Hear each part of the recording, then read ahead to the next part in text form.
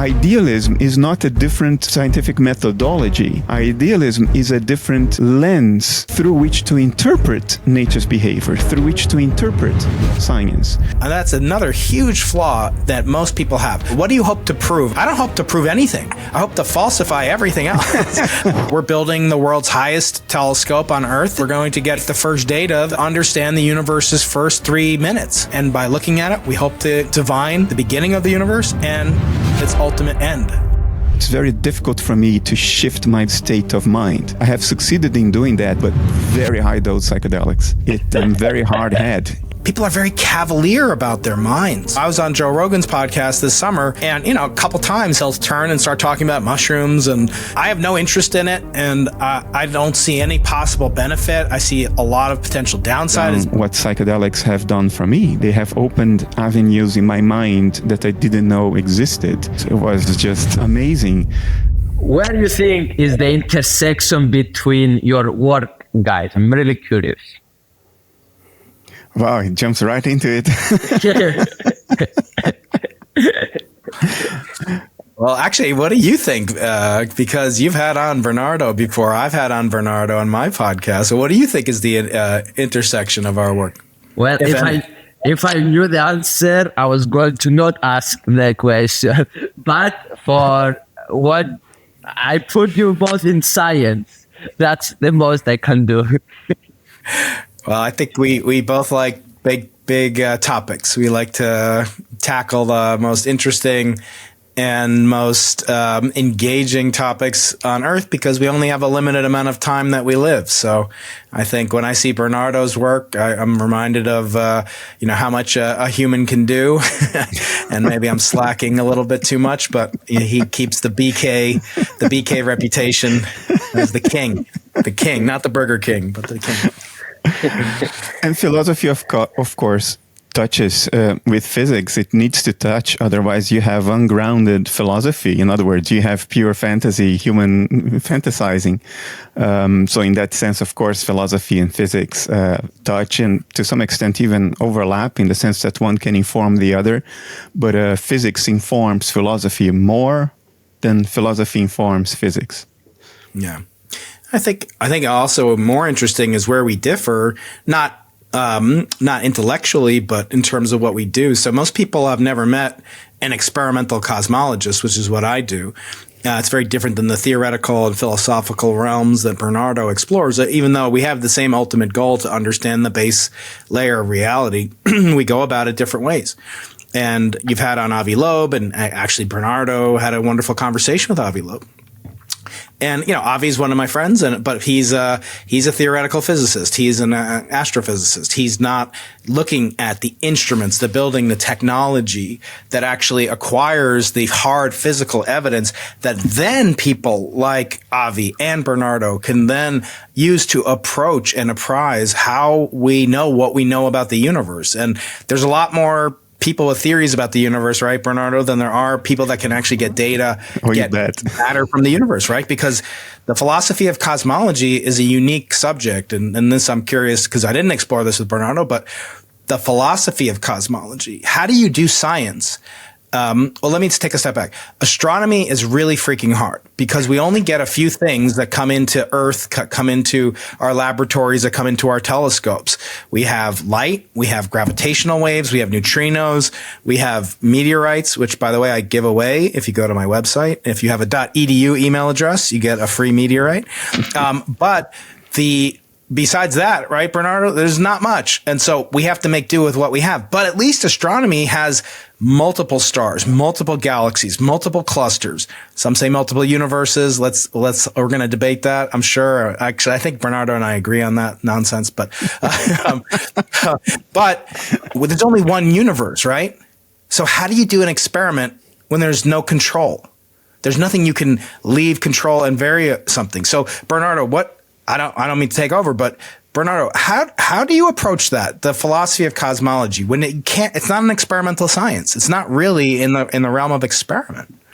I think there is a compensation. I mean, you're correct. The toughest question in science is how do you distinguish correlation from causation? And in experiments, we do that by perturbing the system so you can make that distinction. But we can't go and perturb the cosmos. and that's an issue, makes it more challenging. On the other hand, you have a lot to look at. There is a lot of data. There is a lot of stuff happening all around us in the cosmos. So maybe you can compensate that way, the sheer statistics, and one thing at least that you also have going for you is that there is no there is no bias is too much in cosmology. Of course, there is bias in the sense of what you choose to look at.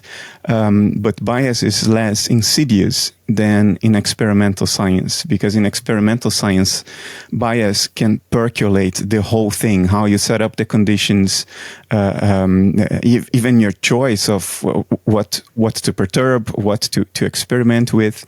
And in cosmology, it's all out there beyond our reach. We can't really inject bias into that. We can only have observational bias.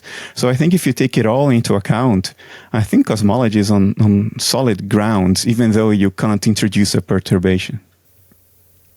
Okay. Bernardo said about your field. I'm curious. I heard your podcast, guys, that you did together in Brian's podcast. But Brian didn't say his opinion about what Bernardo Kastrup's theory is on that podcast. Oh my God! And I'm curious to hear Brian's thoughts. Well, I think when I think of Bernardo, I think of an incredible depth of intellect, that he's not afraid to be bold and to assert his well-researched opinion. I think it's interesting that he takes kind of a contrarian, I guess, perspective. When we look at things like consciousness, we talked about, topics like panpsychism, and I've had on, Philip Goff and talk with him. I've talked with, and he's, I would say, one of the foremost expositors of panpsychism. I just got, an interview with him on his new book called Why. His previous one was on Galileo, his error, because, Galileo's trying to separate the project of consciousness from, in the dualistic sense, that it was outside the physical sciences. Of course, this is Bernardo's, one of his many, many pet peeves about philosophers of consciousness. But the thing that frustrates me, not about Bernardo, but about when I talk about consciousness, because what we're trying to do is understand how a universe came maybe from nothing, maybe from a preceding cycle of a pre-existing universe. Who knows? Maybe in the multiverse or whatever. But then there was a state of pure radiation domination. And that we know for sure lasted, many, many, minutes, which doesn't sound that very long compared to 13.8 billion years. But actually that we only have one relic from that period of time. And that's the abundance of elements on the lightest left top edge of the periodic table. And that amount of information that we get are the only fossils that we as cosmic archaeologists can do to make sense of how the universe then would go on to make brains and minds and so forth. And the type of stuff that evolved to what Bernardo specializes in. So I think one of the ways that was interesting to me is we kind of touched on religion. Not per se, but there is a religious dogmatism, I feel, in both consciousness and in things like the multiverse. And that there are people that adhere to them almost as if they're religions. And the irony is that they're some of the most atheistic, non-practitioners of all. And that's fine. I don't have any qualms whatsoever. People accuse me of being a religious scientist. That's not really it. I call myself a practicing agnostic. I can get into what that means, but essentially, I don't think it's knowable. That's what agnosticism means. But getting, to the sort of sense of, why do physicists believe things at a level of passion associated with religious fundamentalism? I don't understand that. And that's probably because I'm not a sociologist or, that's too hard for me. But I would say the most interesting things are the contrarian perspectives that Bernardo takes. that he's bold. And actually, one of the most admirable things about you, Bernardo, and I didn't tell you this because it happened afterward, is like you basically disappeared from Twitter, right? You basically are not there anymore, or at least last time I checked. And I found that very admirable, both from a, kind of I don't particularly, feel the need to withdraw from Twitter, but I'm curious, how has that affected you? How have you missed anything from not being, around the kind of milieu that you and I would traffic in with people, putting their hot takes on the internet for all to see? How has that affected you in terms of your professional life and personally in terms of your mental health? Oh, there's so much I wanted to comment on everything you said, but okay. You asked the question, so I have to. I have to answer the question. I'm still on Twitter. I still tweet when I publish something, or when Essentia Foundation publishes something, or occasionally I tweet a subject that I feel passionate about. But I no longer engage in Twitter debates because it's fruitless. It leads nowhere. So I stopped that. And did it do good to my mental health? Yes, it definitely did good to my mental health. I don't have anxiety about visibility. I never had that anxiety. So if I'm not much heard of or talked about, it's okay, and it doesn't bother me. My daimon, my metaphor for this thing that wants to happen through me. My daimon is all about putting things in the right words and making it available, but not about promoting it very hard. I went to your podcast. There are some big podcasts I didn't go to, and some people around me who know it go like, "How come? How would you not do that?" and it's not like I have a bad opinion about other hosts or anything. It's not that. It's just that I don't feel that anxiety to be in the spotlight, but I also don't back off from a debate if it presents itself. And I think you alluded to that before. I don't back off from that. No. And I sympathize a lot, Ryan, with what you said earlier about building the instruments as opposed to ungrounded theoretical fantasizing. And in philosophy, there's a lot of that. You will find a critic of philosophy in me, by the way, because I am in that environment, so I get exposed to its less optimal aspects.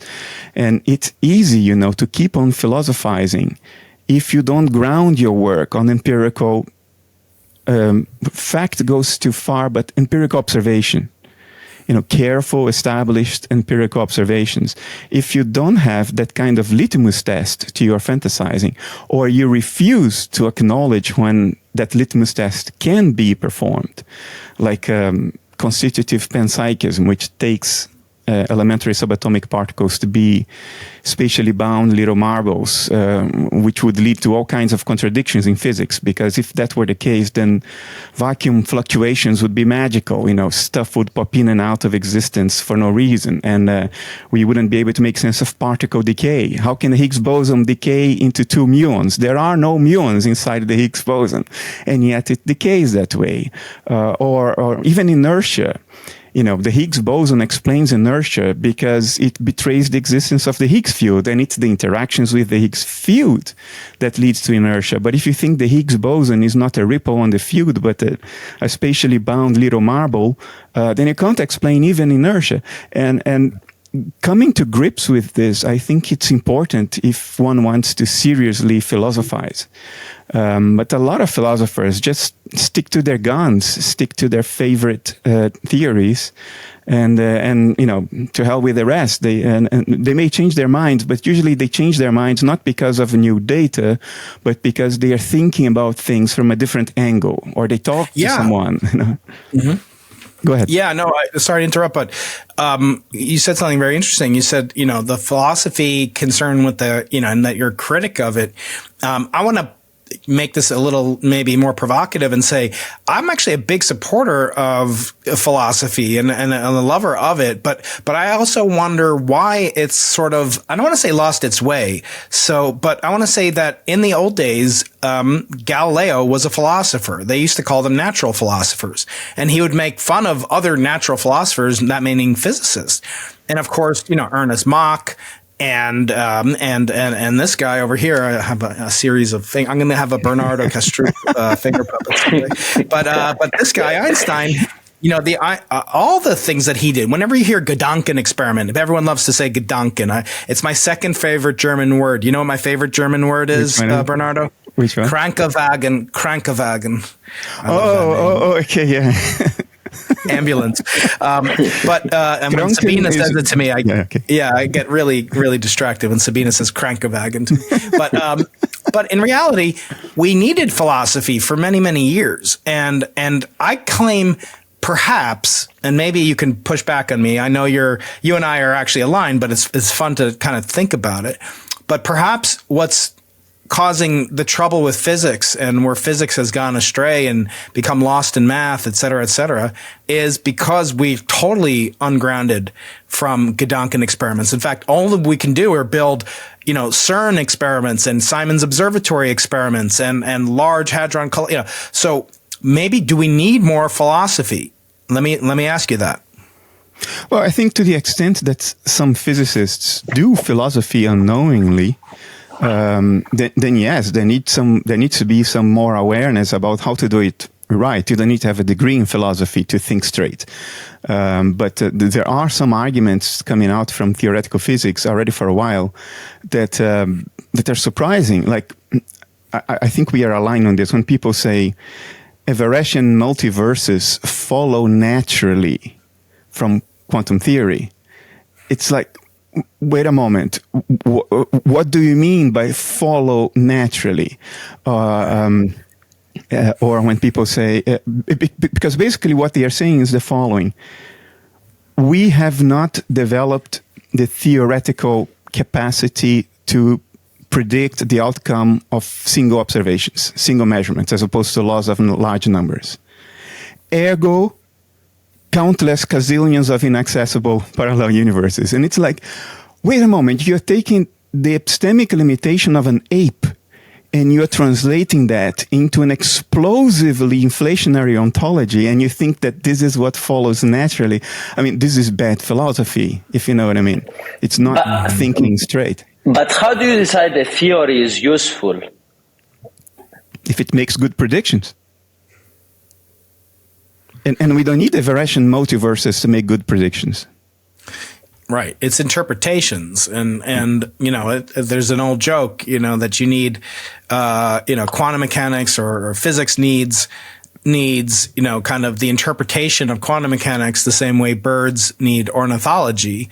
It's not really, it's a crutch that we need in order to explain weird things like, spooky action at a distance, so-called, or entanglement in so many words. But, in terms of how they actually affect us, we have no access to them. And so you're free to speculate. I always say it's like software, and I'm sick of making apologies and saying I love my software and data management. Of course, I'm not even going to say that anymore. But making theories and making predictions is like generating software. You can make it's almost cost free. Making experiments is incredibly, incredibly demanding, expensive, painstaking, time consuming. The amount of time that it took to confirm the Higgs boson dwarfed the amount by a factor of 2 orders of magnitude to theorize it between 1956 and 1964, say, by almost an order of magnitude. So these are challenges that experimentalists face. Now, I cannot let my experimental counterparts off the hook, because I think a lot of times we only get interested in the nuts and bolts and like setting up the new detectors and the optics and having fun with it and thinking about all the different ways we can play around and get data. And we don't actually stop as often as we should, and I tell my graduate students they must, to contemplate the meaning of what we're doing. We're trying to unravel what happened in the earliest moments of the radiation-dominated universe and question, not prove. And that's another huge flaw that most people have. What do you hope to prove? I always get asked that, Bernardo. I don't hope to prove anything. I hope to falsify everything else. I hope to, and we've gotten so far away from it that even nowadays, Bernardo, and we haven't touched upon this because it's happened, in the year and a half since we spoke, but the notion that the Big Bang theory is under question and you have to question everything else and there's not, more solid evidence for the universe's expansion than ever. Just because philosophically we have what philosophers, I think Schopenhauer, you would know much better than me, they're kind of like auxiliary hypotheses. Like we have the Big Bang model, we have what's called lambda CDM, and the lambda and the DM are auxiliary components that are not part of the model. It's, in other words, we have to tack them on to explain observations, but they're not inherent in the Big Bang model. Is there any other branch of science philosophy, Bernardo, where that's true? In other words, you need to add on something that has never been observed in order to explain the peculiar features of the universe we do observe. Calibration. Yeah, I'm afraid. Yeah, there is precedent. There's certainly precedent for this in engineering.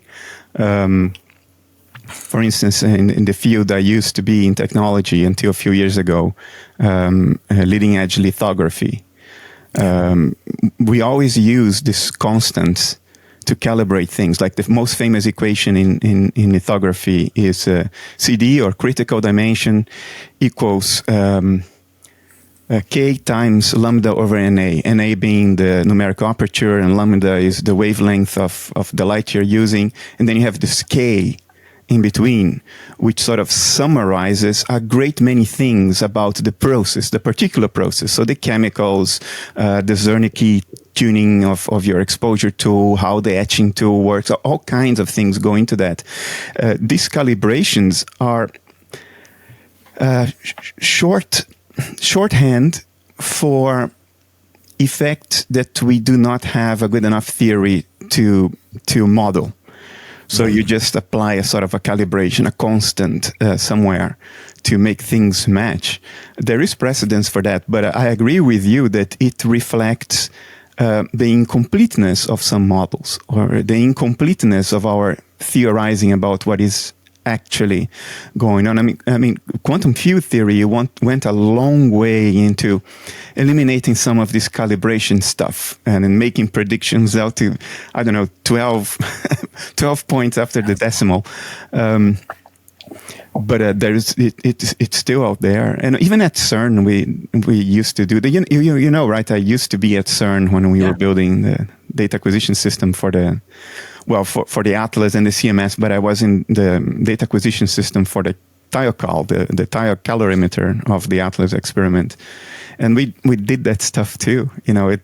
Sometimes you have to do experimentalists are more flexible about it, especially if they have statistics.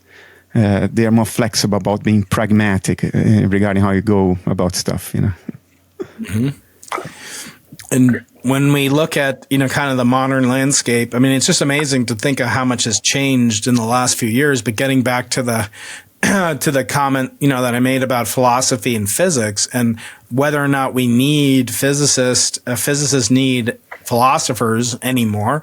And I think, one of the things I like to get your opinion on, because it's come up in the news much more since you and I spoke, which is, if you recall, Einstein had a happy thought. He said it was the happiest thought of my life that if I were in free fall, I'd experience no gravitational field. Okay? He called that the happiest thought of his life. He said it gave him palpitations. Okay? So an amazing story. And from that, he used that principle to guide him to construct the Einstein equivalence principle, which Bernardo can verify is the bedrock on which general relativity rests. So without that realization, without that happiest thought that if he was in free fall, he would feel no gravity, there'd be no someone else would have come along maybe, but maybe not. And it would have been later and so forth. But my question to you, Bernardo, I want to pivot towards philosophy using that philosophical Gedanken experiment, thought experiment, to what extent do you expect that artificial intelligence can construct new laws of physics? In other words, can an artificial intelligence, A, perceive, visualize a sensation like free fall, and that feeling in your gut that you get when you go over a ride too fast, a hill too fast?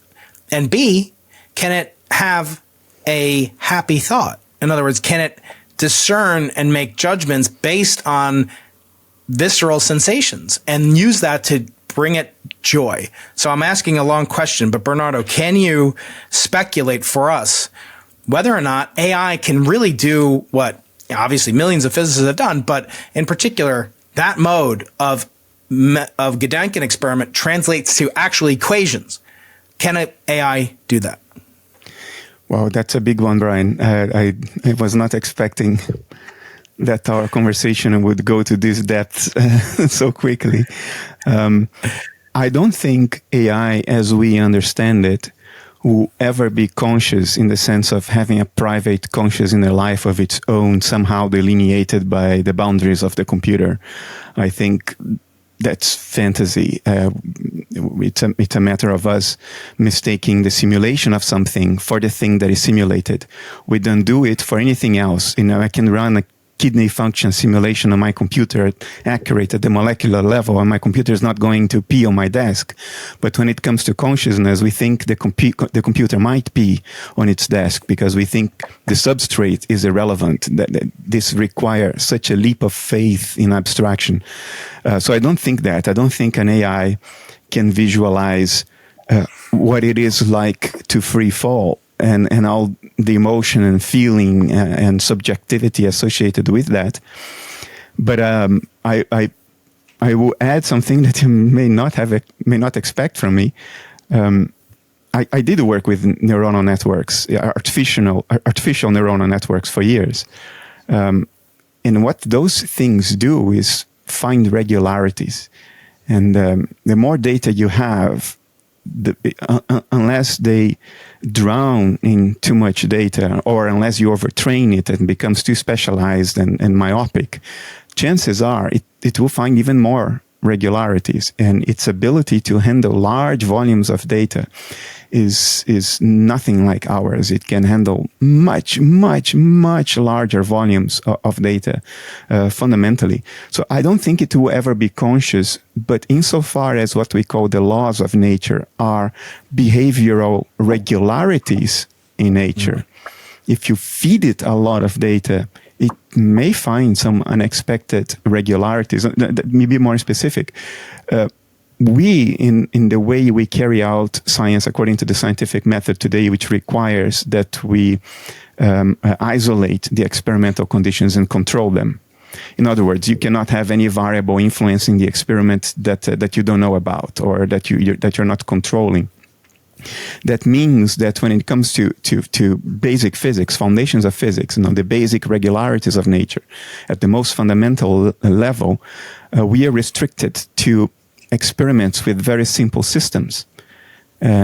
So we can control all the variables under laboratory conditions. But there is no a priori reason why nature shouldn't have some fundamental organizing principles that are only triggered, that only kick in when you have fairly complex systems, fairly rich in degrees of freedom and variables involved. We will never find those according to the current method because it's impossible to isolate and control all the variables, all the experimental conditions. These may be things that only kick in at large macro levels. And there could be that. It could. There's nothing a priori etched in stone in nature that tells us that all organizing principles should be microscopic. There could be complex emerging macroscopic organizing principles that are as fundamental as conservation of momentum. Mm-hmm. And an AI in the future dealing with very, very large amount of data could perhaps filter things in such a way as to pick out some emerging regularities at the macro level. And it probably has a better chance to do that than we do, which doesn't mean that it is conscious, that it has feelings and intuitions and inner life. It only means that it can crunch a whole lot of data better than our natural, wet, moist neuronal networks can. What do you think? I'm curious because you asked the question, so you've been thinking of this. Yeah, no, I've been thinking about it and asking lots of people ever since, I kind of had that realization that, the physical body and the, kind of mind state are intertwined. And of course, I'm not the first person. I didn't ask this of Noam Chomsky, but he's sort of the one who inspired me to think about it because, as you know, his theory is that there's an intimate relationship, at least between contextual grammar and generative processes in human thought and from infants on up, that there's a necessity almost for a visceral body in order to embody conversation and the process that we associate with language. And so since most of these AIs are natural language, at least the ones I'm using are LLMs, it made me think of, is there a limit to the middle L, the language, because of the limitations due to not having a body? And in other words, maybe the ultimate AI we haven't seen yet because it doesn't have the sense, it hasn't been coupled to the Optimus Prime, or to the embodied mechanical system. And maybe it can't be. I used to think about it in terms of, how do I have children and how do they learn? Well, they learn a lot from two different ways, seeking pleasure and avoiding pain. And, ultimately, they learn the hard way sometimes. I certainly did. I learned that, if I try to, to impress my friends by leaning off a second story balcony, I'm probably going to end up in the hospital, as I once did when I was about 7 years old. Or if I was too close to a fireplace spraying some of my mother's hair gel on it, it would come back and singe my fingers, and it did. In other words, can a computer system, not only can it function as an intelligence without a body, but maybe we need to embody those bodies of our AIs with pain. In other words, when it does something like hallucinates, right now I use it to do this all the time. I say, tell me, ChatGPT, what are some of the books that Brian Keating has written? Because I love doing that. I used to Google myself, now I search on ChatGPT. So Brian Keating has authored several books, including Losing the Nobel Prize, Think Into the Impossible, and Why Materialism is Baloney. And I said, no, ChatGPT, no, that's another BK. That's Bernardo Kastrup, the last one. The first two are correct, but the first, I actually did it once, Bernardo. No, I just made that up now, but after your great book. But I did do it once, and it got the first two, and then it said I wrote a brief history of time. And so I started thinking, well, what if I took that ChatGPT? I've got one of my Bernardo will recognize this from his time at MSL. What is this? This is a lithographed, very fine lithograph.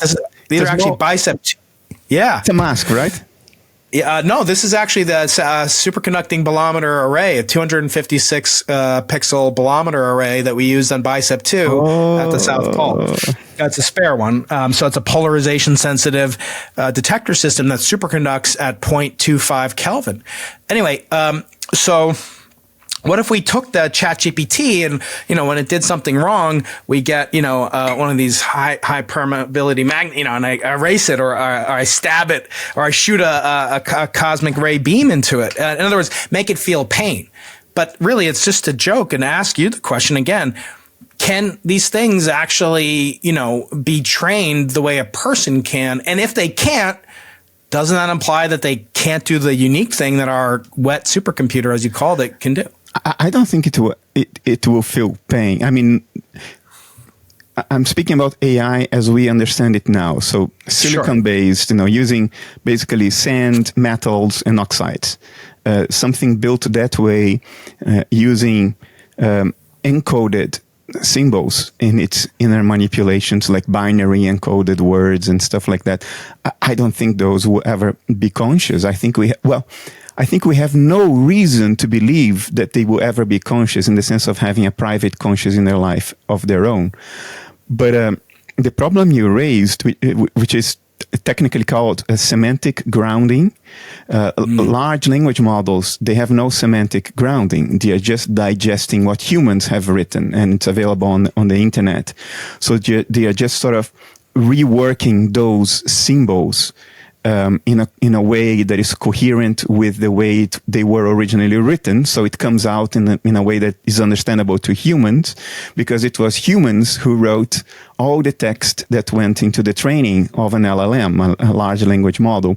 They don't understand what they're saying. ChatGPT has no understanding of what it's saying. It's just a natural language interface to a search engine. That's basically what it is. That's what a large language model is. It's a natural language interface to a search engine. It's just regurgitating back to you what it has read during its training, which is much more than any human being could ever read in a lifetime.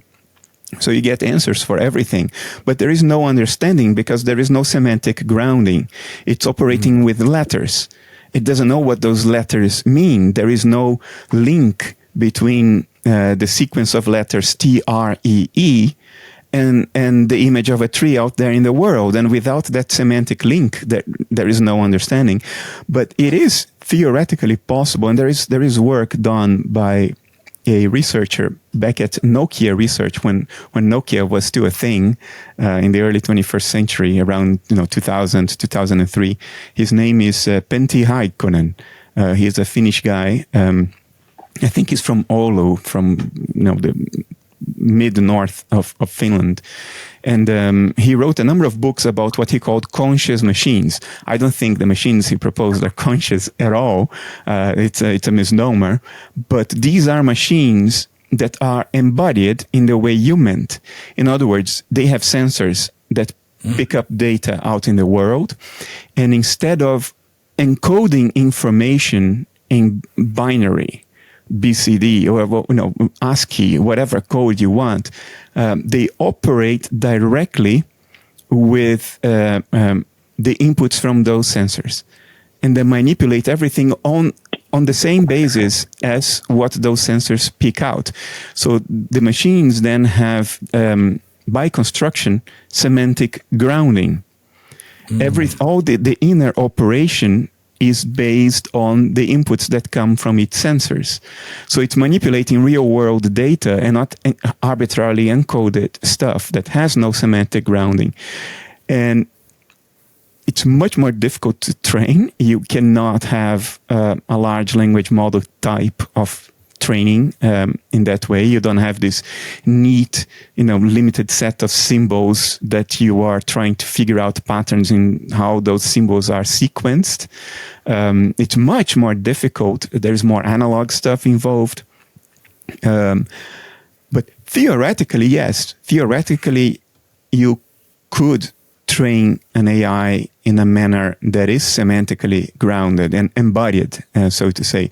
I still think we would still have no reason to think of it as having a conscious inner life of its own, but it would be more intelligent for real, as opposed to appearing to be intelligent like ChatGPT. ChatGPT is not intelligent at all.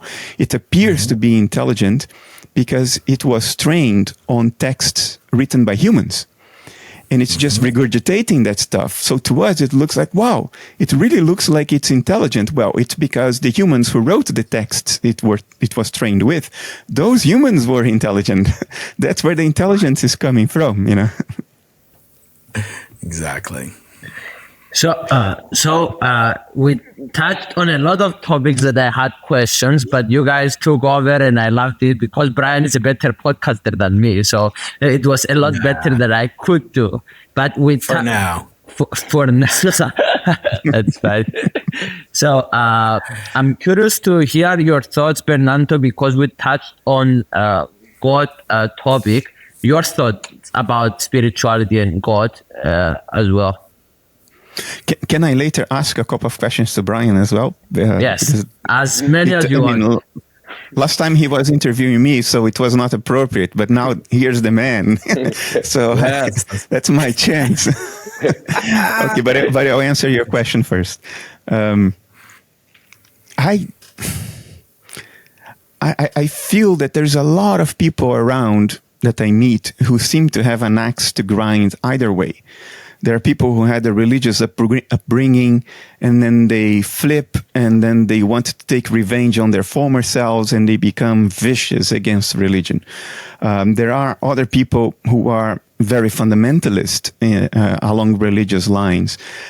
I don't quite understand that, because my upbringing, maybe it was unique. My mother is a practicing Catholic, but she never pushed me to go to Sunday school or do confirmation. I never did any of that stuff. I was baptized because it was a social ritual when I was a baby. And I saw her pray regularly when I was growing up, but there was never any hint of pressure towards me. My father was very science-oriented, had subscriptions to Scientific American, Popular Electronics. He was always doing experiments at home. He was an architect, but he was an electronics hobbyist. He was a remote control airplane hobbyist. He was an aquarium hobbyist. He would, do all of that biology stuff to get rare fish to spawn in the aquarium. So he was involved with this very empirical, very scientific stuff, which influenced me a lot more. But the result was, I grew up without an axe to grind. I don't have an axe to grind, if you know what I mean. I don't feel passionately for or passionately against any spiritual approach to life. My own character is more oriented towards reason and evidence. That's how I'm put together. I'm less oriented towards introspection, perhaps because I am not good at it. It's very difficult for me to shift my baseline analytic state of mind. I have succeeded in doing that a few times, but very high dose psychedelics. I'm very hard head. It takes quite a bit. But it happened. It did the thing at some point. I kept on increasing the dose until it would do the thing, and even went to my doctor, had my liver checked, had my heart checked, just to make sure I was doing something that is legal in the Netherlands, psilocybin or magic mushrooms. So you can discuss that openly with your doctor. You say, I'm going to do that. What should I do? And he said, well, in principle, nothing. But to put you at ease, we'll check your liver and check your heart. And so I felt safe to amp the dose until it happened. But I can't do this on the natch. It happened to me only once on the natch in a completely unexpected way. And it was very mild. So I don't have that physiological disposition towards religious insight. But I do have a religious attitude about life, a truly religious attitude, not in the sense of any particular religion, but in the sense that I don't see my life as being about myself at all. That idea that my life is about me has fallen by the wayside long ago. And it has come to the point that it's now so abstract to me. I know that this is how it is for most other people. But I know that conceptually, I am aware of it, but I can hardly relate to it emotionally anymore. It's like a parallel reality. And you could say that's a religious disposition, and it probably is. But to finally answer your question, I think religion, if it's not fundamentalistic in attitude, is healthy. I think a relationship to transcendence in some form is something we need. We are meaning-seeking creatures. If we try to live in a vacuum of meaning with no relationship to something that survives your presence in this theater, it's tough. It's very hard to avoid, falling into the black hole of nihilism and meaninglessness and senselessness and eventually suicide. And religion, to me, is a very reasonable admission. The admission is the following: I am a monkey. Monkeys are not in the business of figuring out everything that's salient about nature. Therefore, we should be open-minded and humble when it comes to the meaning of life. Even if we can't articulate it, let's be humble to know that monkeys are not in the business of figuring it out. So if somebody comes to you and says, I figured it all out and there is no meaning out there, well, be skeptical, because that's a monkey talking to another monkey. And so I'm open to it. At the same time that I would be the first one to admit that the greatest crimes in human history were perpetrated in the name of religion. And I'm not talking about Islamic terrorism, which is a very serious problem, but it's comparatively small if you think about what the Jesuits did in the New World. How many lives they've destroyed preaching Christianity with good intentions. The road to hell is paved by good intentions. So we have to be careful about that. But a religious attitude to life, that humbleness towards the great mystery in which we are inserted, I think that's very healthy.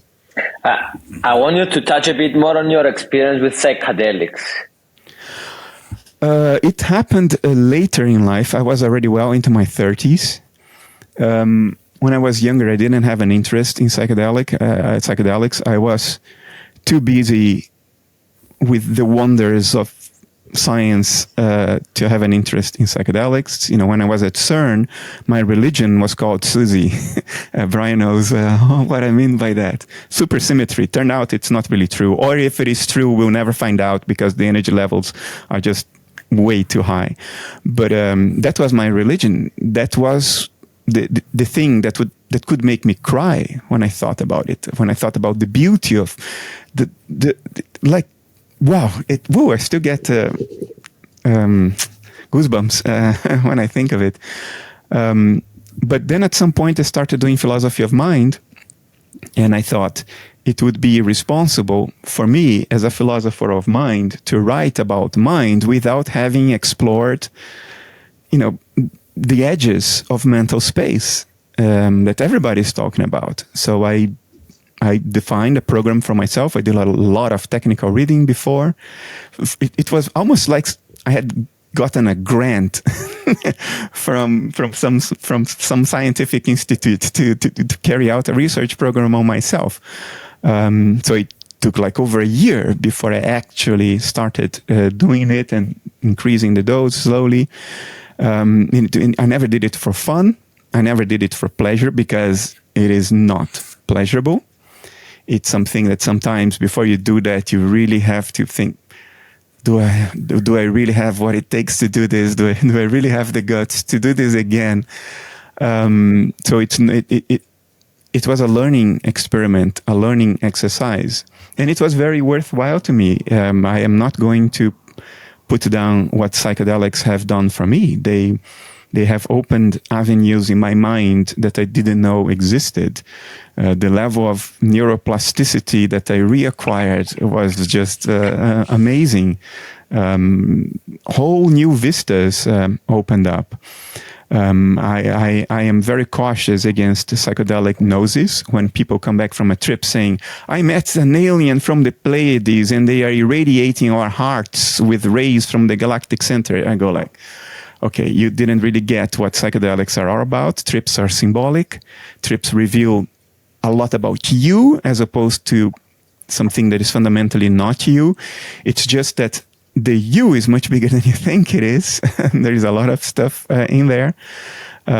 So, yeah, I will honor psychedelics for what they did to me, but I think these are things one should do when one is an adult, later in life, and not for fun. And one should be very careful about psychedelic gnosis, about coming back from a psychedelic trip, telling that there are real Smurfs on the other side of the moon, something like this. It's symbolic and it's noisy. A lot of your own bullshit comes up, and you have to have the presence of mind to discern that. With all these disclaimers, I think it's a good thing. It can help people if done carefully. Brian, did you have any experience with psychedelics? Yeah, I had very, very many bad trips in the middle of the night experimenting with a substance that my baby provided called dark matter in his diaper. No, I you know what? I've never. This will disappoint Bernardo because I'm hoping I'll visit him someday in his native land. You are welcome maybe to come spend some days with us. I would love that. But I've never even tried marijuana. I'm probably the only I think I've been drunk twice in my life. And once was on my 21st birthday. In America, that's when we start to drink. In Amsterdam and in the Netherlands, they give it to you in your bottle. But no, I've never experimented. I'm of the opinion that my brain is more fragile and precariously assembled than this, sheet of silicon that if I dropped it from a couple more inches up, it would break. So I've never wanted to monkey around, to use Bernardo's language, with the neural nets that I'm given. I did get a brain scan recently, and this is very interesting. So I think you'll like this. And you too, Bernardo. I think you should start a podcast. But I got a brain scan a few years ago. There were some questions. My wife was, why are you acting so stupid lately? So I decided I was going to get part of this research program to get my whole brain MRI. And I also, sadly, this is true. One of my very close friends died of a very aggressive glioblastoma. And I started to get nervous. He's the exact same age as me. And, I didn't want to, leave my kids, my wife, it's too soon. So I went in and did it. And this is about 3 years ago now, right in the beginning of COVID. And then just recently I decided to go back because they say that you can get glioblastoma can develop in under 6 months. So you could actually go from nothing to dead in just a few months, as my friend did, tragically, again, in all seriousness. So I got it done again. And they did a comparison of the brain volume of all the different, sections of the brain. And since 2020, my brain volume, not only it's supposed to go down, but mine didn't go down. In fact, it went up slightly in certain regions. And it wasn't, thank God it wasn't anything, because I was growing something abnormal. They claim that the vascularization and everything, they claim it's going up. And they're wondering, why is this happening? And, and the only thing I can attribute it to, is this is when I started the podcast 3 years ago. It was exactly when I started it. I've been reading on average 1 to 2 books a week. I've been having, 1 to 3 conversations a week. And I just love it. I listen to books. I fall asleep listening to podcasts. I go on other people's podcasts. And so engaging with that has been really, I think, beneficial mentally. We're at an age, I'm 52, in the age when people start slowing down. I'm hoping that I'll keep it up and it'll be part of my career going forward, in addition to being an experimental cosmologist and working on the Simons Observatory. So no, I've never tried anything. I was always the designated driver. I don't, my kids are very, very cautious. I've basically tried to, you have to, if you're a parent, this, you have to sort of bribe your kids, right? You can't, no parent has ever raised a healthy kid that wasn't bribed in some way or another. And, for me, it's the one thing that scares me the most as a dad and my wife as a mom is not recognizing your child. And I think addiction can do that. And so I may have been worried about addiction, maybe too much, but I think that was one of the reasons I never wanted to play around. I never wanted to experiment up here. I wanted to experiment. I don't look down on it. I do think, Bernardo, maybe you can, there are a lot of people here in America. It's become almost fashionable, especially in California, to experiment, and Austin, Texas, the podcast capitals of the world. It's become extremely, I was on Joe Rogan's podcast this summer, and, a couple times he'll turn and start talking about mushrooms and all sorts of, and I have no interest in it. And I don't see any possible benefit. I see a lot of potential downside. As Bernardo said, people are very cavalier about their minds. and it should only be under a very supervised scenario. And you have these tech bros in San Francisco here that will, their ayahuasca, is on a weekly basis because they're suffering from PTSD because, they didn't get the stock options that they thought they'd get, or their rocket coin, crashed. And so I think people are very cavalier with the thing that is the most precious thing, as close to a godly thing that we have, which is our intellect. I did want to comment on the religion thing because, Bernardo, we have another thing in common, I guess, besides BK. And I was baptized as well, but I wasn't baptized when I was a baby. I was baptized when I was 9 years old. You see, I was born Jewish. Both my parents are Jews, and I grew up very minimally connected to Judaism. And when my mother got divorced from my father, my biological father, when I was 7, she then a year or so later met an Irish Catholic man named Ray Keating, which is why I have the name Keating. And Ray Keating came from a family of 10 brothers and sisters, Bernardo. So I had 9 aunts and uncles just on his side. And I loved it. I loved the Catholic tradition. I loved it so much more than the Jewish tradition that I actually completely was taken out of Judaism. And my older brother, my mom, and I converted to being Catholic. And I was baptized, confirmed, and I became an altar boy. I became an altar boy at age 12, which is the age that, my son will start preparing for his bar mitzvah. And normally Jewish boys become 13, they have their bar mitzvah. And so at that age, I was in a Catholic church in New York State, raising money for the Catholic Church and acting as an altar boy, passing out wafers at communion and giving the wine and donations and all sorts of things. I loved it. Until 2 things happened. One was that I became interested in girls, and I realized if I wanted to go as far as I could possibly go as a Catholic, that would mean none of these beautiful divine creatures named women could ever enter my life, and I could not comprehend. Even more so, I can't comprehend it now as a father and a husband. But back then it was, oh my God, this is the most amazing thing that, God or whoever invented a woman, a girl, a 13-year-old girl for a 13-year-old boy. So I just fell in love. I had girlfriends, but I also discovered a man. I think I have him somewhere around here, Galileo. So I discovered Galileo, and this tool invented where, Bernardo? Where was this invented? In the Netherlands, but we don't get the credit for it, so I don't know whether you agree, but no. I was going to say Galileo said a few months ago, I heard of a device invented by a certain Dutchman, but he didn't use Hans Lippershey's name. But anyway, so I became very fascinated with Galileo, and at that time, 1984, 85. I learned about the fact that the Catholic Church had persecuted him, and actually the final 9 years of his life were spent in house arrest in Arcetri, Italy.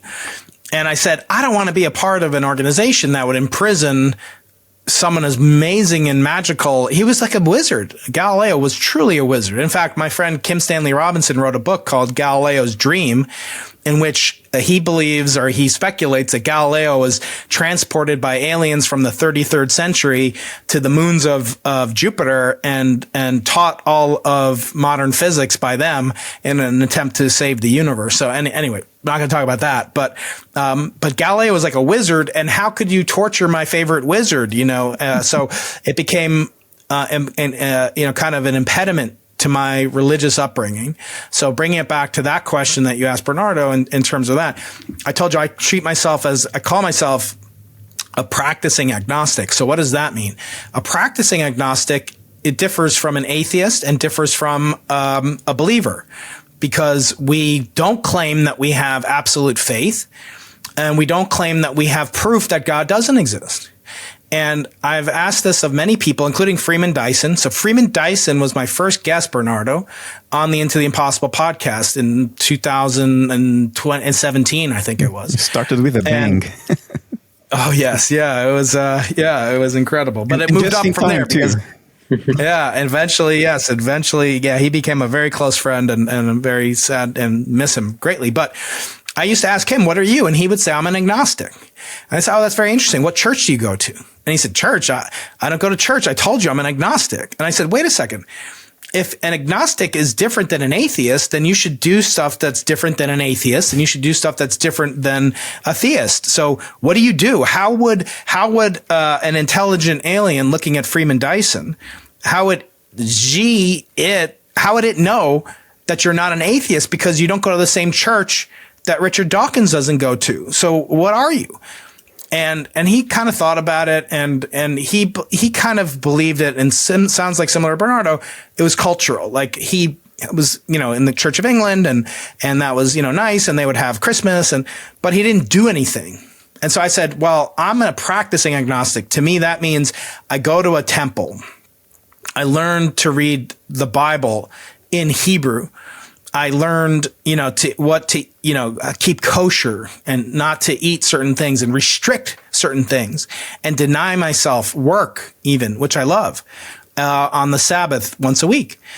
And for me, that doesn't mean I unquestionably accept the existence of God or that I believe every word in any case. And we can talk about that. But the bottom line is, for me, God is it's too abstract. Like when people say, do you believe in God? I'm like, I have no idea if that's even a proper question, because if God exists, what does he need? He needs Brian Keating to believe in him? No.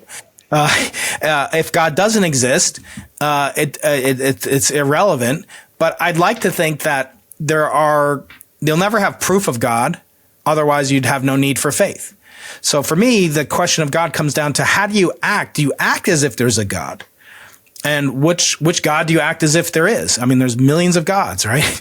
So, and I think science can be a God. And there's a great tendency in the materialistic world that Bernardo's written much more eloquently than I ever can opine upon, but that in the materialistic world, there is a transference of the innate human need to worship something other than himself, which scientists are very good at doing. As Bernardo said, he worships Susie. It's not a girl. It's not one of these beautiful women that are walking around. It's a different type of beauty, but it's transfixing. Yeah. And I think it's intoxicating, and we must guard against that, lest we worship false idols. Yeah. So for me, religion's been a complement to science. Science in Latin, scientia means knowledge. It doesn't say anything about wisdom. Sapienza means wisdom. Totally different things. How do you, if I may I, Phidias? Okay. Because you sound like, even though you are an agnostic, you have practices that could be seen as religious in some sense. Definitely. And you're a cosmologist. So how does this mix make you relate to the fine-tuning problem, which to me is the most vexing question for a naturalist? And I am a naturalist, so I'm confessing to something that vexes me. So I wonder how that comes across to you, that problem.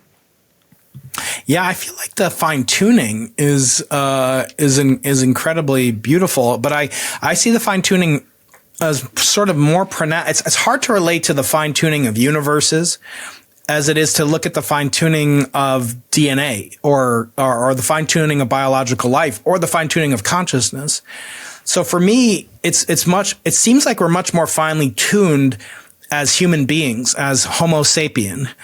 Homo sapien means a man who knows or is wise. And so what is man wise about? He's wise that he's going to die. In other words, we're the only creatures. Yes, there's some elephants that when they get sick, they take their dead and they move them to a different, there are rituals in the animal kingdom, but they're not when they're 13, when they're adolescent. They don't know that they're going to die. They don't know that life is finite as we do from a very early age. And that inculcates our lives with meaning, because if we live forever, as the animals think they do, there'd be no impetus to do anything other than mate, eat, and seek pleasure and avoid predators. So for me, that's fine tuning, that there's something unique about humans.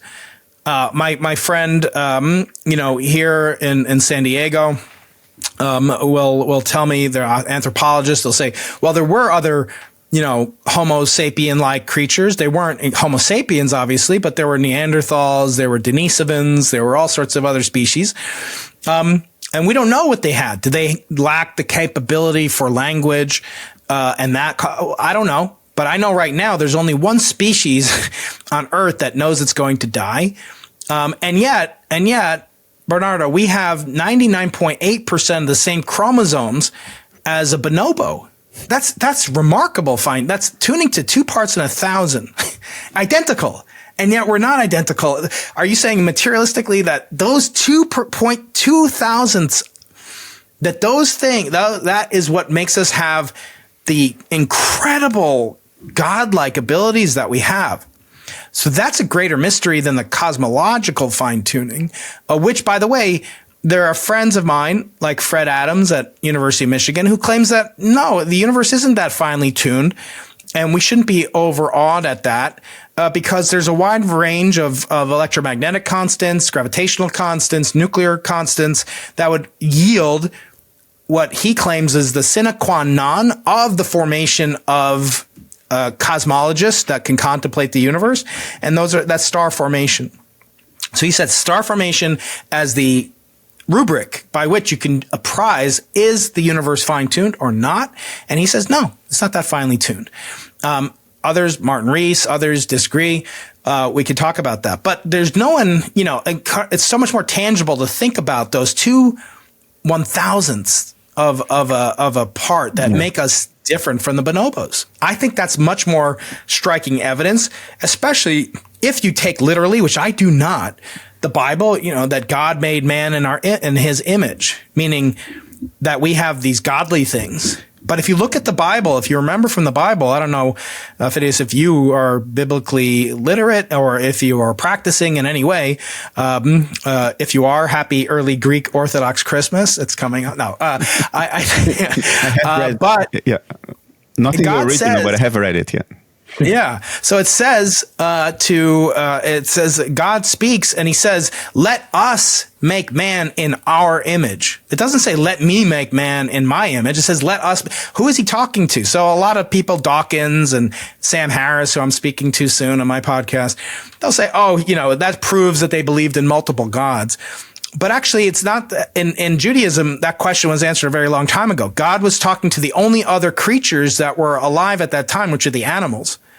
So God is saying, let us make man with an animalistic side that drives him for passions, for love, for money, for Nobel prizes, for supersymmetry. Let us give him the animalistic urges that those connote, but also let's give him the divinity of a godlike entity that can then perhaps aspire to transcendence. And so I don't take it literally, but I take it seriously. And may I feed you? Just another one. I wonder how you personally, Brian, you're interviewing a lot of people. And I know more or less what your positions regarding certain theories and interpretations are. And there are people there holding very respectable positions and brilliant people in every other sense, but which promote empirically unprovable stuff or even unfalsifiable stuff like aberration, multiverses, and undefined superdeterministic hidden variables. Why do you think that happened? Because you can have a situation where here's one very grounded person who is insisting on the empirical basis of physics, insisting that we don't get lost in abstraction, and then promotes the ultimate abstraction. And it's not only one case, there are several. What's going on? Where is that coming? Do you think it's merely psychological, social, or there is real science behind some of that? I find this discombobulating. What is the most discombobulating aspect of it?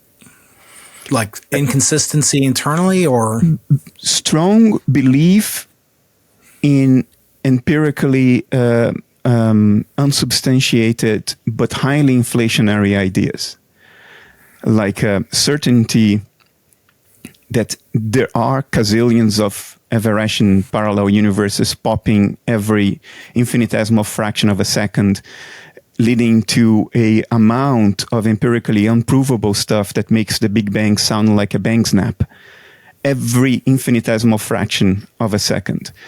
And this can, in principle, never be confirmed, because by the hypothesis of ever-Russian parallel universes, you cannot have any empirical evidence for their existence.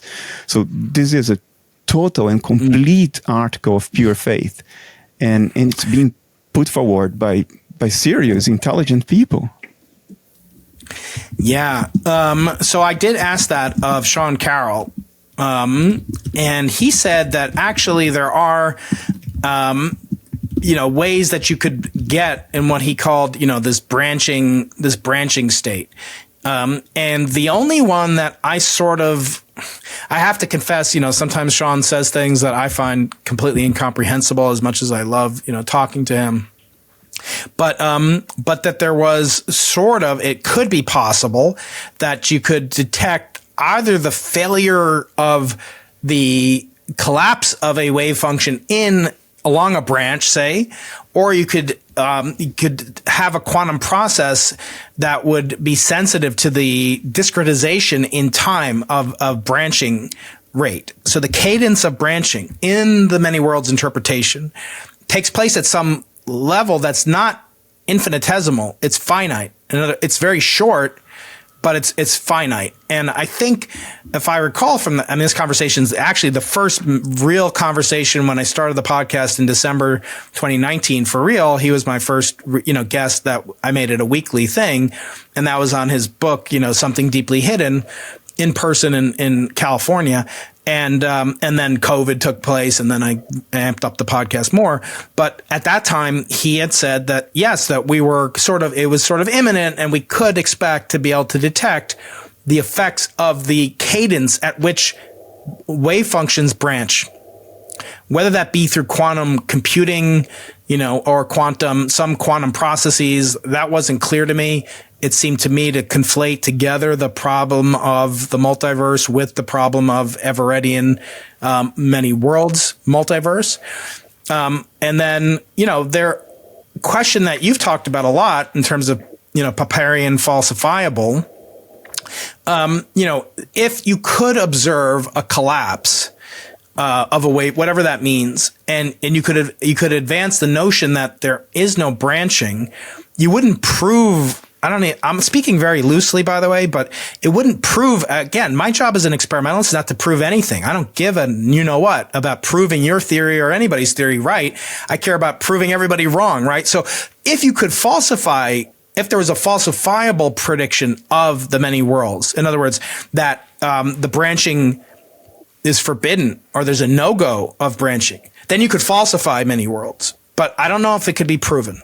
So I'm sorry if that's not a great, kind of explanation. And I've talked with Max Tegmark as well, but these are kind of unsatisfactory, I think, attempts to explain the features of the universe that we do see by invoking mysterious things that are maybe even in principle unobservable. And that's, my friend Paul Steinhardt has called that dangerous, not only for science and the 400-year-old scientific method, but for society, because if science is compromised, so too society.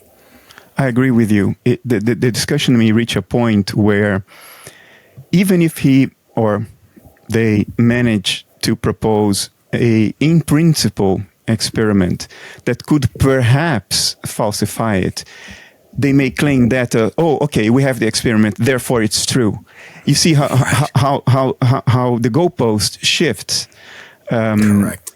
The question is, do we have any reason to be peddling that story today?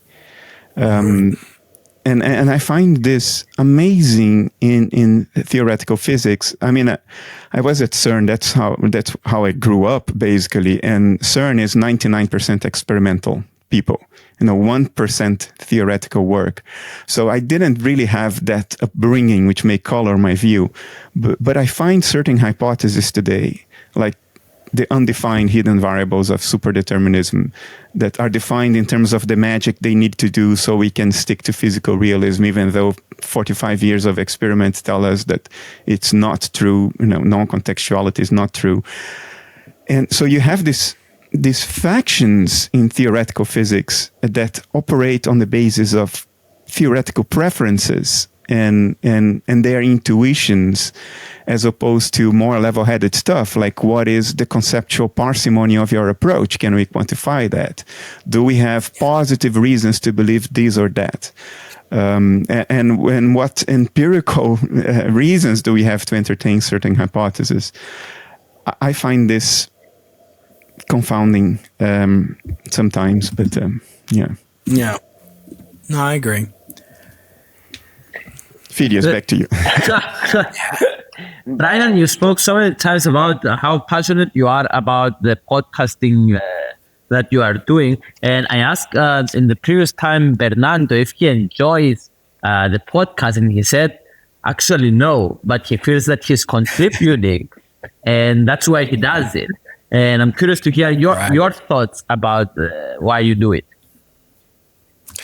Well, for me, it was really an outlet during COVID that I didn't really expect. And that was, one where, I could talk to the greatest minds on earth, including Bernardo and like I said, Freeman Dyson and many, many other people in order to satisfy my own intellectual selfishness that I love the life of the mind.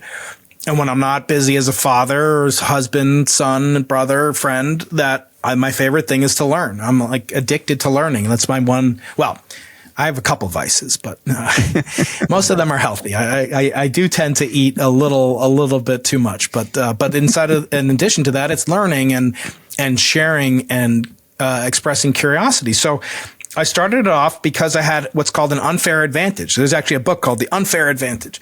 So what do you do that no one else can do? So you have this amazing YouTube channel. It's huge. I'm envious of it. I'd love to grow and learn from you. And so when I had the opportunity as a professor at UC San Diego, one of the top universities in the world, I had a chance to have all these great minds coming through my university, and they would give a lecture to the physics department. And so you'd have Frank Wilczek or you'd have, Barry Barish, and they'd come through and they'd give a lecture and then they were gone. And only the 200 people that were there got to benefit from the wisdom, knowledge, experience, and shared stories by these incredible Nobel laureates.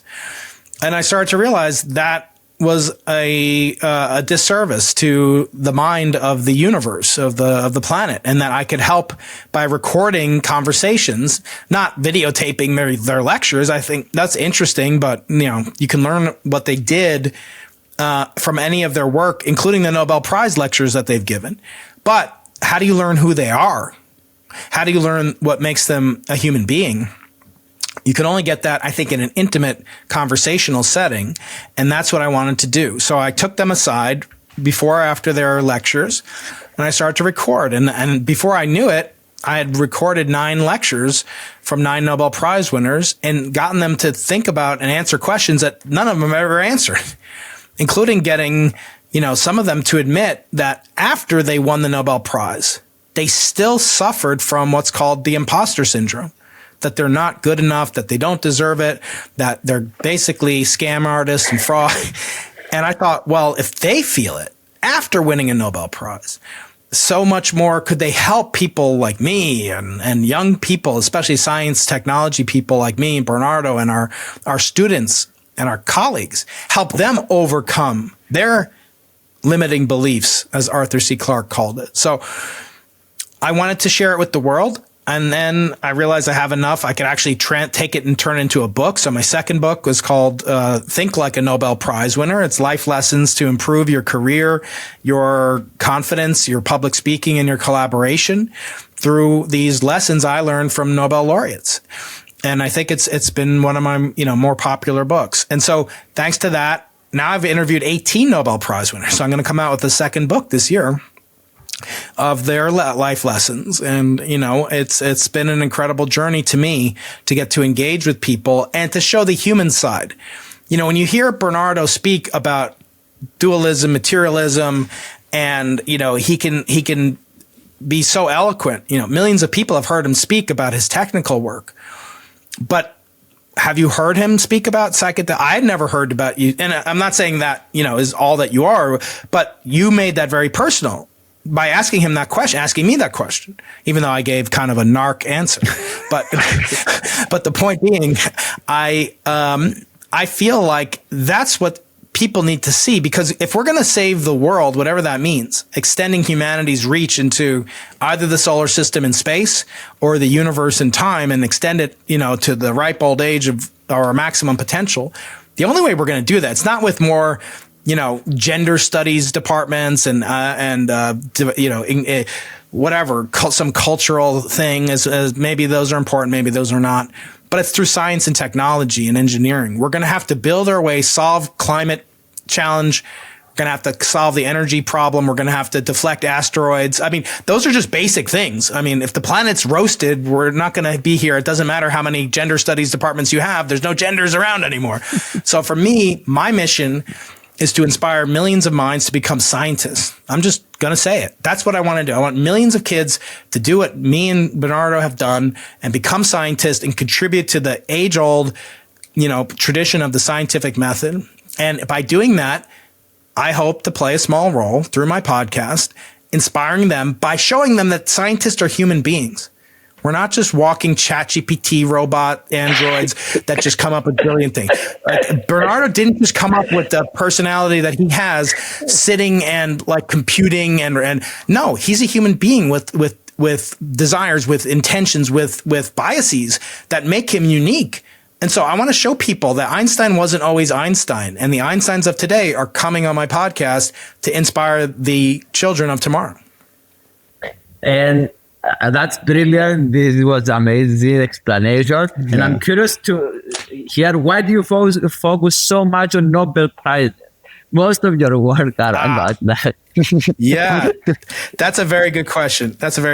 So I said that I'm very keen on the fact that human beings, even if they're atheists, they worship a religion. It could be science. It could be planet Earth, Mother Earth. It could be the many, many Greek gods, that people still worship, not including Phidias. But we all have these things that we worship. And for many years, for me, I admit this in my first book, Losing the Nobel Prize, that it was the Nobel Prize, that I wanted to win the Nobel Prize more than anything, because it turned out my father was a scientist. And he was very great. He actually won a very prestigious prize called the Cole Prize in mathematics. That's like 3 steps down from the Fields Medal. But he was at that level, and then he turned to physics and actually into interpretations of quantum mechanics, as many people do later in life. So he wanted, to be a great physicist in his end years, and he died very young, unfortunately. But I wanted to compete with him and outshine him, and the only way I thought I could do that is if I won a Nobel Prize. And nowadays you see it in everything. You have a golden version of this silver thing I have in the back, one of these YouTube plaques, right? You have a golden one for your other channel with 1 million subscribers, right? I have something more valuable. I have this thing. I have a clay play button. I don't know if you've ever seen one of these. This is made by one of my sons, and I treasure it. But the fact is, people worship idols, and they're different idols. There's play buttons. And for me, for a long time, it was the Nobel Prize. And for me now, I still see that many people are driven to win the Nobel Prize as a way of achieving immortality, because they don't believe in God, which is fine, but they don't believe in it. So this is as close as you can get to it. And I want to show people that no, Nobel Prize winners are human beings. And like I said, that will hopefully inspire people to do the work. I've never met a Nobel Prize winner who said, I did it to win the Nobel Prize. They all did it because they love the science.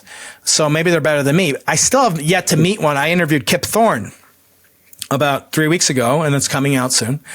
And he was the third of the 3 Nobel Prize winners for the LIGO experiment that detected gravitational waves in 2015, and they won the Nobel Prize in 2017. And I've become very good friends with the 3 of them over the years.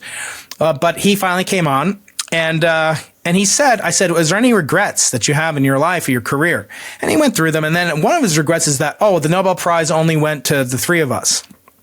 It didn't go to the 1,000 people on the papers. And I said, well, you could have turned it down. Like, you didn't have to accept it. I mean, Jean-Paul Sartre, he didn't accept the Nobel Prize in Literature, right? There are, many people didn't accept the Nobel Peace Prize. So there's nothing that prevented him, but, I think he's a human being. And it's, so it's important to humanize people. So that to me it's been interesting as the foray into sociology of scientists. I love to study what makes people tick and analyze my own motivations as well. Amazing. So, Bernardo, I'm curious to hear. I have here written before one question that I wanted to ask you. So, let's say if you are right and everyone agrees with your theory that consciousness is what fundamental, let's say. So, how does the next day look for science? Exactly like tomorrow looks like for science right now. Science, well done, is metaphysically agnostic. If anything would change in science with the acceptance of a different metaphysical paradigm, there will be more doors open to investigation, because sometimes we think we don't need to investigate certain things because they are impossible if our metaphysical prejudices are correct. And then we just don't look behind those doors. So if anything at all would change, it is people will give themselves permission to open more doors and investigate more things, but nothing in the established results of scientific inquiry changes. Whatever was true yesterday will be true tomorrow with idealism, because science doesn't depend on a metaphysical position. Science makes predictions about what nature will do next. And if those predictions have been confirmed by experiment, nature is not going to do something else because the monkeys decided to adopt a different metaphysical paradigm. Nature will continue to do what it was doing before. So if we predicted nature correctly before, those predictions remain correct unless nature changes its mind, not the monkeys. That the monkeys change their minds, I don't think nature cares much about. Idealism is not a different scientific methodology. It doesn't invalidate any established result in science. Idealism is a different lens through which to interpret nature's behavior, through which to interpret science, through which to answer the question of what is, as opposed to what it's going to do next. So it's a different question than the question of science. So idealism, the acceptance of idealism, does not require rebuilding science from the ground up. It doesn't even shake a tile on the roof, let alone rebuilding it from the ground up. What may change is that science may become more open, will look behind doors that people didn't think they needed to open before, and it will advance more quickly. That is my hope. I think science will advance more quickly. To give you concrete examples, right now, the placebo effect is a vexing thing. We know it's there because it's been demonstrated experimentally, but we don't know what to do with it. We don't know why, how, what are the causal mechanisms involved, how can we use it to our benefit, because we should. The placebo effect is as good as medicine. So why don't we use it for our benefit? Well, because we don't understand the mechanisms. We don't have a narrative or an understanding in terms of which to relate to it, in terms of which to validate it, to give it a place in our ontology. So we don't look further. Well, maybe we could look further under the idealist notion that the real states of the world out there are mental states, and that physical states are representations, are dashboard measurements or representations of the real states of the world. So we could maybe be more able to exploit the placebo effect. Another thing that would change, and that's not to do with science, that has to do with culture and our psychology, is the notion that when you mature at great cost, at great suffering, and you finally learn how to be a decent human being, you finally understand a number of things that you didn't understand when you were younger. Finally, you got a little bit of wisdom, a little bit of comprehension, a little bit of insight, and then you die, it's all gone, so everything's for nothing. Well, under idealism, that's not necessarily the case. Your personal agency is gone, right? I mean, if you lose your ego, with psychedelics that reduce brain activity a little. Imagine when you haven't got a brain anymore. Something about your personal agency has got to go, but not the mental states that you've crafted and evolved at a great cost throughout life. Those may be available to nature. So life may have some inherent meaning, not a meaning that we make up and project onto the world. That can change a lot of stuff. The way we relate to one another may change because, if our mental lives are not epiphenomena with no relationship with the causal nexus of nature, if our mental inner lives are causative and they define what we are, and by the way, everybody else is the same thing, it's the same field of subjectivity, well, that may change something about how we relate to one another, to animals, to the rest of the planet. That's my hope, but I do not see any necessary reconstruction of the edifice of science at all. On the contrary, idealism takes a lot of its foundations, its argumentation comes from empirical science. So it's idealism built on top of science. It's not science having been built on top of materialism or any other metaphysics. Science, if well done, is metaphysically agnostic. It doesn't depend on metaphysics to be done right. So there is no hope for teleport.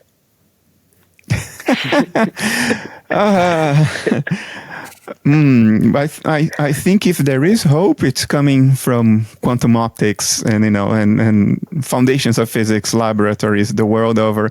I don't think idealism will mean much as for the technologies we can develop. And this is quite fundamental. I have been a technologist for a long time too. I started off as a scientist, and then I figured I could make more money applying that stuff. So I've been a technologist for many years, and what people get wrong about technologists is that people think that technologists need to know truths. That's not how technology works. Technologists don't give a damn about what is true. Technologists give a damn about what works. And often what works is not true at all when we know it. For instance, everybody talks about lithography and chips and semiconductors in Taiwan with these advanced lithography machines from the Netherlands. We build those using Fourier optics, which is not true. It's not true. That's not how light works. No, that's not what light is. But it's a good enough approximation to develop amazing chip machines, miraculous chip machines. We build mechanical stuff using finite modeling, finite element modeling. It's not true, but it works.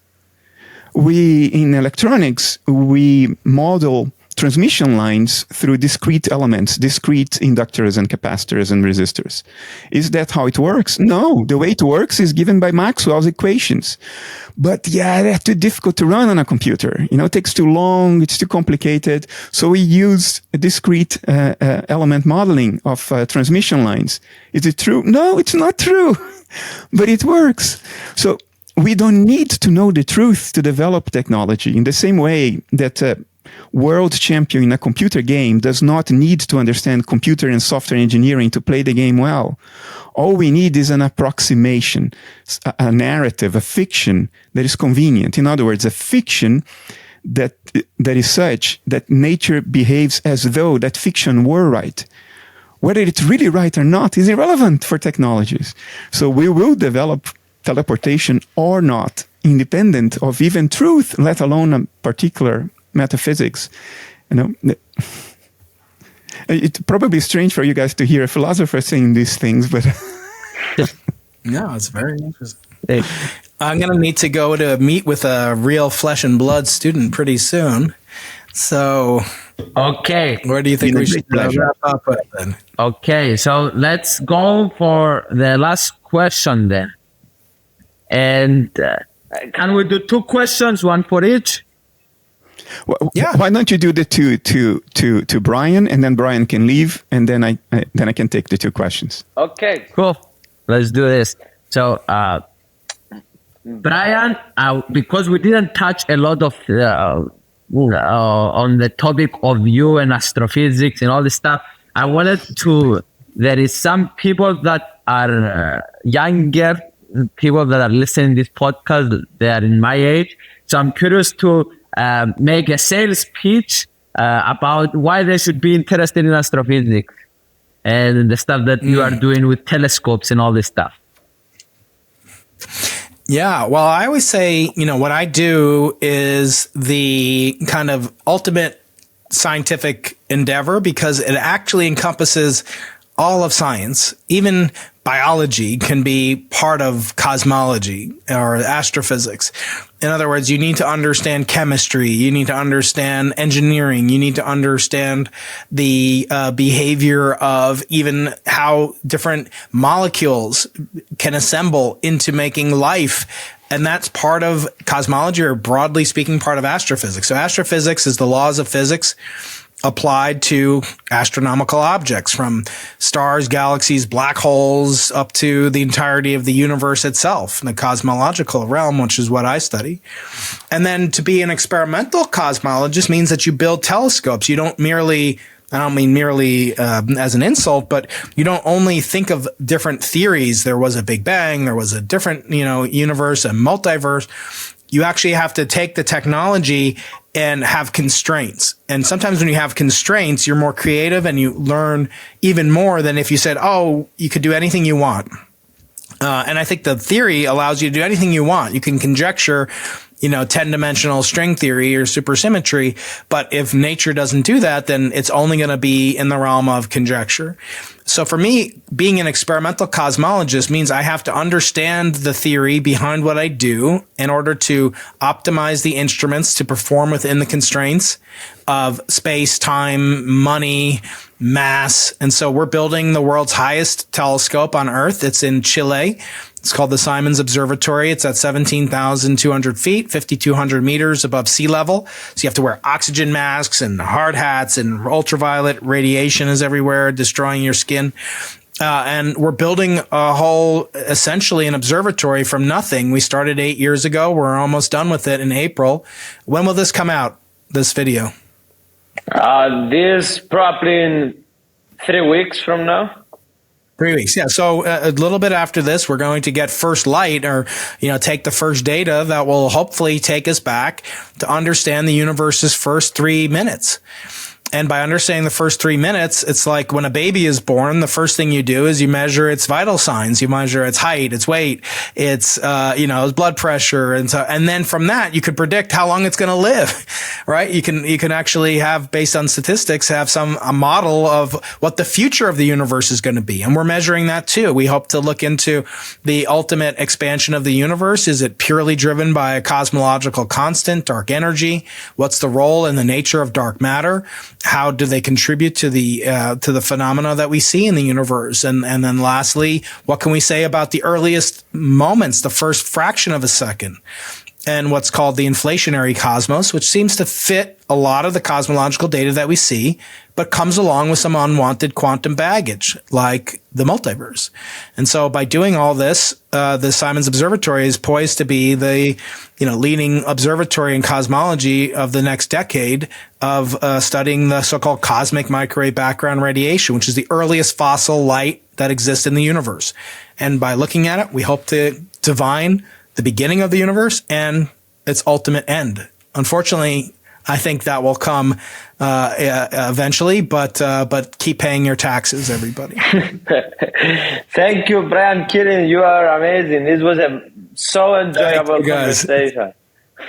It's good to meet you, and Bernardo, Happy New Year. It's great to see you. I do plan. I'll take you up on that. I'll come and visit you in the Netherlands someday. You come visit me in San Diego. Dutch people don't make invitations like this just to do it. It's for real. You would be very welcome. My late great colleague, Professor Hans Parr, he used to say many things just like that. And he used to tell me something. I don't know if I told you this, but he said that, Brian, you have been kluft in the molen, hit in the head. Yeah, hit by the arm of the windmill. That's right. Ciao, guys. Happy New Year. Great to see you Pleasure both. speaking. Bye, guys. Pleasure seeing you, Brian. Posted. Take care. Great to see you. Happy New Year.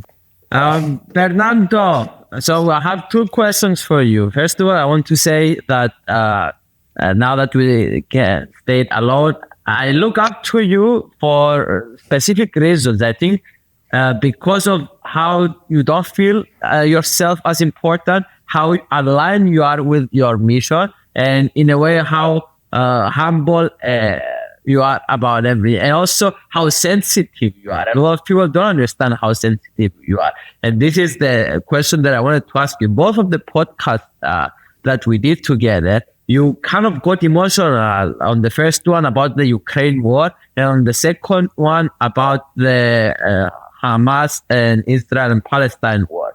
And I'm curious to hear more about that if you believe you are a very sensitive person.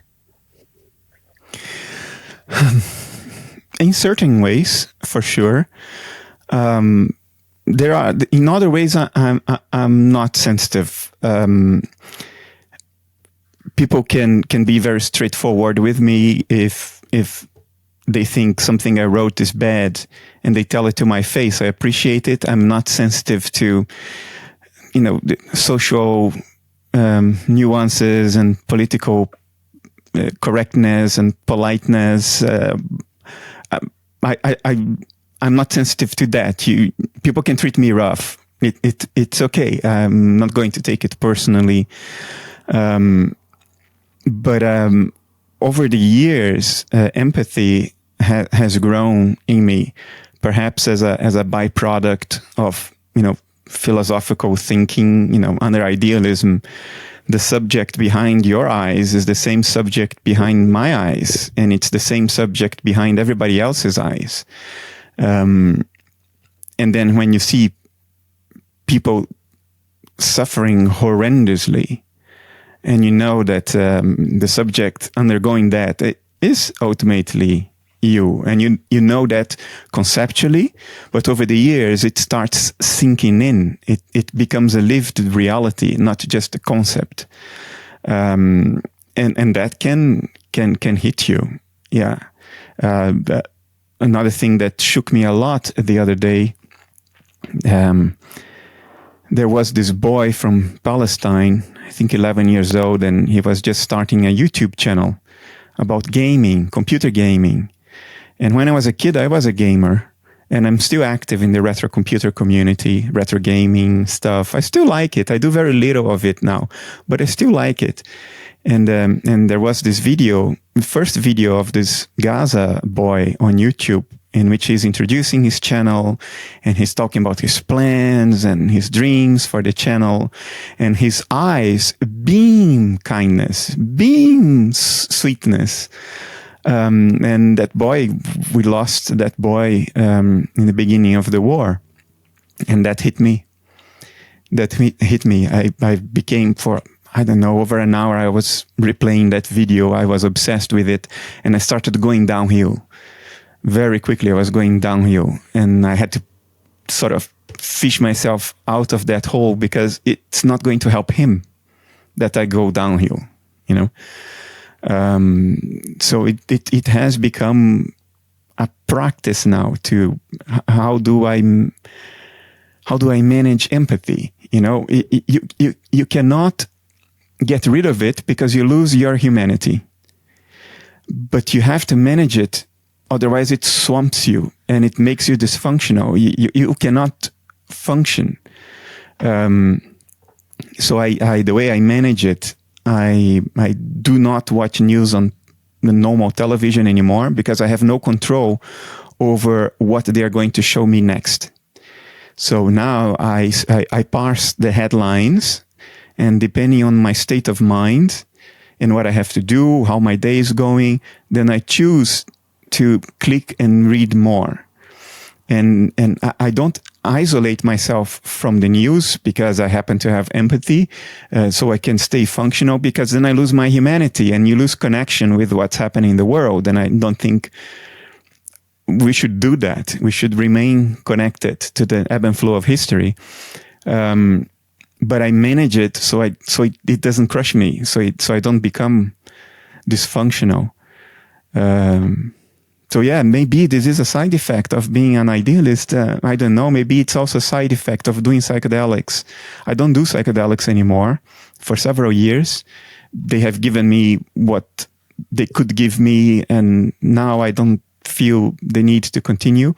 But I know that shortly after I did psychedelics for a while, I was a lot more empathetic. I could empathize a lot more with people. It opened that part of my mind, and then idealism reinforced it theoretically. So it was not only a feeling anymore. My theory of reality validated it as adequate. And yeah, now it's something I have to manage, and very, very carefully, very actively, and still participate in the world, still know what's happening, what's going on. Yeah. Wow. It's shocking that just your ideology grew all this empathy. It's like whenever someone has a philosophical idea, usually doesn't have a lot of dramatical changes in his life. But in this case, it did. Most philosophers, especially academic philosophers, for whom doing philosophy is a job, they don't have this. Doing philosophy for them is reshuffling a deck of cards. They lay the cards down on a conceptual table, and then they write a book about it. And then 2-3 years later, they reshuffle the deck and they lay the cards out in another configuration, and they write another book about it. All the time, it's just here. But because for me, philosophy didn't start professionally. I was a scientist, an engineer, an entrepreneur. I once started a company that got sold to Intel. Philosophy was not a job for me. Philosophy was my attempt to relate to life and other people and nature. It was a very lived reality. You see, it was not something I had to do from 9 to 5 and write 4 papers a year in order to get a salary increase or meet my department's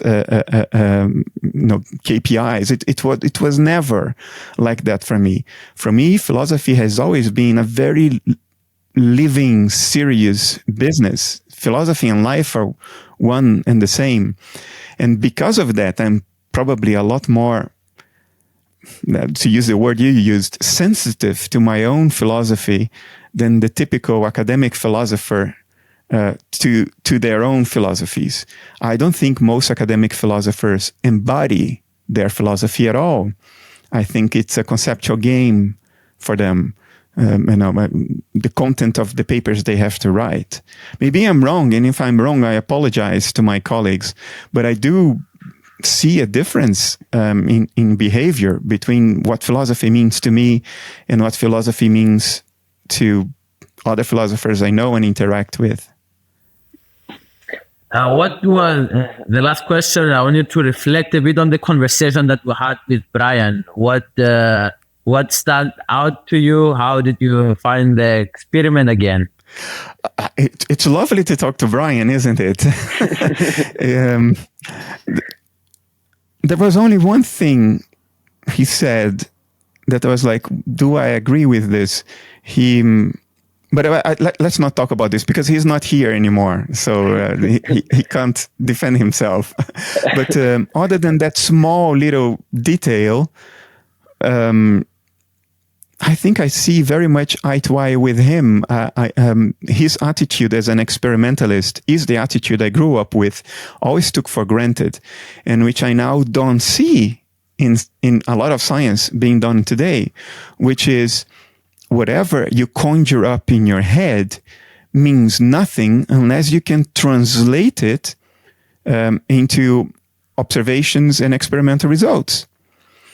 Otherwise, it's just a form of mathematized philosophy, which is good, by the way. Mathematized philosophy is more rigorous philosophy, and it should be done, but it shouldn't be done under the cloak of science. It shouldn't be done under the guise of science, because it's not. It's something else. And that something else, to be done correctly, requires a different methodology, different values, different criteria of of judgment. In science, your theory is right if you make correct predictions. In philosophy, your theory cannot contradict predictions or observations. But to decide whether it's a good theory or not, we look at different criteria. For instance, conceptual parsimony, explanatory power, internal consistency, overall coherency, and of course, empirical adequacy. So there are other criteria, there are other methods to go about the business of doing philosophy.